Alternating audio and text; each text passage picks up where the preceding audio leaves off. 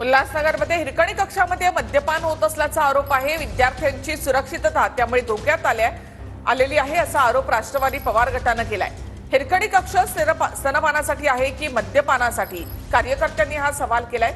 यासाठी त्यांनी एक व्हिडिओ देखील या ठिकाणी समोर आणलेला आहे। राष्ट्रवादी पवार गटाचे कार्यकर्ते येताच मद्यपिनी इथून धूम ठोकली आहे। उल्हासनगर महापालिकेच्या शाळा क्रमांक 29 मधला हा धक्कादायक प्रकार उघडकीस आणण्यात आलाय। मुली तर शाळेत येतात, सातत्याने लहान मुलांवरचे अत्याचार थांबत नाही, मुलींवरचे अत्याचार थांबत नाहीये।